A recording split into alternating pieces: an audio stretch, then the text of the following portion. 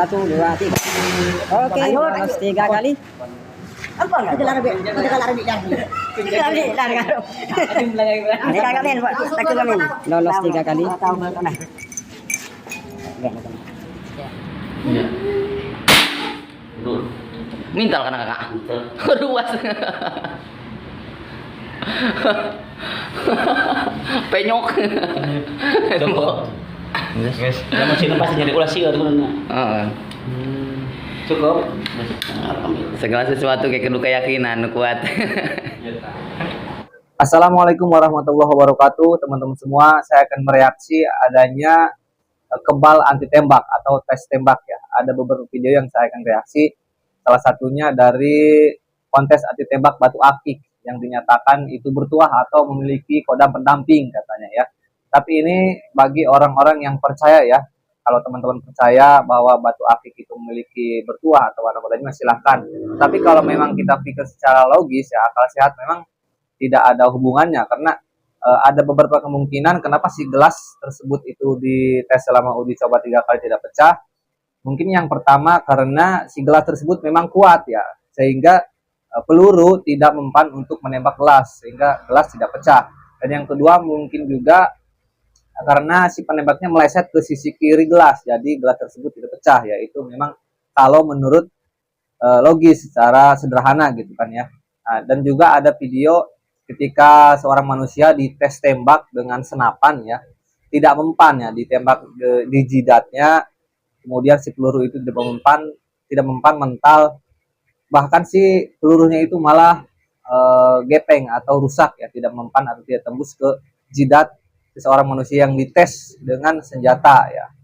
Ya, ini silakan ya teman-teman yang mempercayai adanya kodam pendamping atau jin dan juga tidak mempercayai dengan hal tersebut, adanya satu hal yang gaib atau pendamping ya.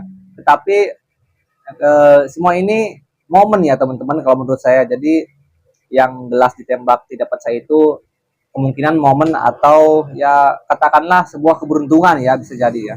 Tapi ada beberapa video lagi yang satunya dites ditembak di jidat. Jadi sederhananya mungkin karena memang si kulit manusia atau si tubuh manusia itu memiliki kekebalan tersendiri gitu kan ya. Mungkin menurut ahli kedokteran seperti ini atau seperti itu atau yang lainnya lah ya. Jadi kalau teman-teman jadi begini ya, kalau memang konsepnya tembak berarti di situ anti tembak ya. Bukan berarti dia anti bakar. Kalau memang konsepnya tembak berarti anti tembak. Kalau konsepnya api berarti anti bakar ya. Sederhananya seperti itu ya. Contohnya seperti anti gores misalkan ya, ini kalau anti gores ya berarti dia hanya anti ketika digores saja. Itu pun kalau goresannya ketika dites tergantung ketika ditesnya. Kalau ditesnya dia digores dengan pisau yang misalkan pisaunya merek A, ketika di luar dia digores dengan merek A lagi pasti tidak akan tergores ya. Sama seperti halnya anti tembak seperti ini ya. Ketika seseorang ditembak dengan senapan yang merek A misalkan, kemudian di luar dia diuji coba dengan senjata yang merek A lagi, kemungkinan tidak mempan. Tetapi kalau diuji coba dengan senjata yang merek B misalkan, bisa jadi dia tembus. Si jidatnya itu bisa jadi luka, si orang tersebut bisa jadi luka ya. Kalau memang konsepnya dia anti tembak, berarti memang khusus anti tembak aja. Belum tentu orang yang kebal ditembak, dia kebal juga dipukul, dia kebal juga dibakar, dia kebal juga dibacok ya. Gitu ya kalau memang konsepnya tembak.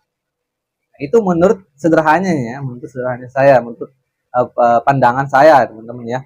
Silahkan kalian berpendapat apakah memang kebal itu ada, artinya apakah ilmu kebal itu ada atau tidak. Tetapi saya mengartikan atau menurut pandangan saya, kalau konsepnya di situ tembak, seperti contohnya di video tersebut, seseorang dites tembak dengan senjata yang merek tersebut. Kalau di luar dia di jalanan ditembak dengan senjata merek lain, bisa jadi dia hancur, bisa jadi dia terluka ya.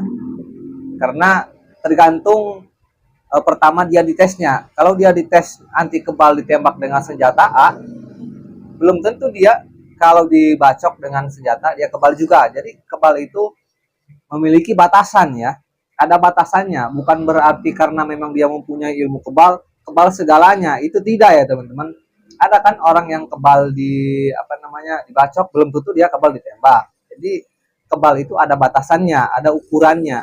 Seperti tergantung dia pertama di tesnya. Kalau di tesnya dia menggunakan senjata A misalkan, ketika dia di luar di lapangan kena begal contohnya ditembak lagi dengan senjata A, ya itu kemungkinan dia kebal. Tetapi kalau di luar di jalanan dia ditembak dengan senjata yang lain atau yang lebih kuat lagi, dia pasti tidak kebal.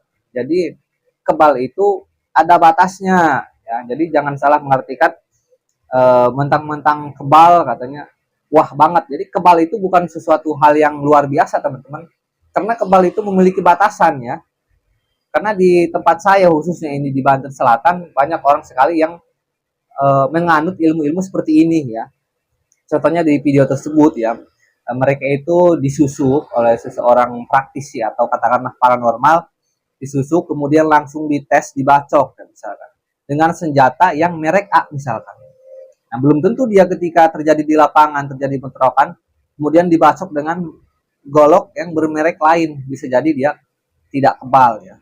Karena memang kebal itu ada batasnya ya. Artinya di sini semua manusia itu memiliki batasan ya. Seperti sabar ada batasnya gitu kan. Nah, jadi kalau masalah ilmu kebal ada atau tidak, ini silahkan menurut kepercayaan teman-teman aja. Mau percaya atau tidak ya silahkan. Yang memang kalau secara akal logis, secara akal sehat, tidak ada manusia yang kebal, apalagi dibenturkan, diadukan dengan senjata tajam. Gitu kan, ya. Tapi kalau memang teman-teman mempercayai adanya ilmu kebal, ya silahkan. Tetapi sudah saya bilang bahwasanya segala sesuatu itu keahlian manusia itu memiliki batasan ya, termasuk ilmu-ilmu seperti ini. Ilmu kebal ada batasnya. Kalau dia kebal ditembak, belum tentu dia kebal dibakar.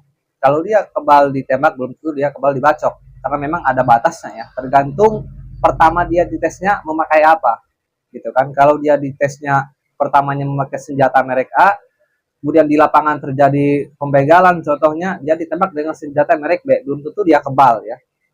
Dia pertamanya dites dengan senjata merek A misalkan, kemudian di lapangan terjadi pembegalan contohnya, dia dibacok dengan golok, belum tentu dia kebal, karena memang kebal itu ada batasnya. Itu menurut pandangan saya gitu kan ya. Jadi kalau kalian percaya adanya ilmu kebal atau tidak, itu silahkan berpendapat sendiri ya. Karena saya nyatakan kembali bahwasanya ilmu Allah itu luas ya. Silahkan bagi yang percaya atau tidak. Tapi ingat ya, segala sesuatu keilmuan manusia itu memiliki batasan, termasuk keilmuan kebal-kebalan seperti itu. Semua ada batasnya, tidak semuanya kebal, tidak semuanya jagoan gitu kan ya istilahnya ya. Silahkan ya kalian berpendapat dengan adanya kontes-kontes anti tembak atau tes kebal yang ditampilkan di media-media, mau percaya atau tidak itu silahkan menurut pendapat masing-masing saja. Di sini tidak ada paksaan mau percaya atau tidak, itu kepercayaan teman-teman saja ya. Jelas saya sudah katakan bahwasanya segala sesuatu keilmuan itu memiliki batas, karena manusia itu ada batasnya. Ilmunya tidak sampai ya, tidak akan sampai sepenuhnya manusia itu. Kalau dia ahli fikih belum tentu dia ahli tasawuf. Kalau dia ahli bela diri, ahli silat, belum tentu dia ahli matematika gitu kan. Kalau dia ahli kedokteran belum tentu dia ahli yang lainnya gitu kan ya. Demikian teman-teman, silahkan berpendapat mau percaya atau tidak, silahkan pendapatnya masing-masing gitu aja ya. Segala sesuatu ada batasnya ya. Dimanapun berada, melihat atau melakukan, disitulah kita mendapatkan ilmu dan pelajaran. Assalamualaikum warahmatullahi wabarakatuh.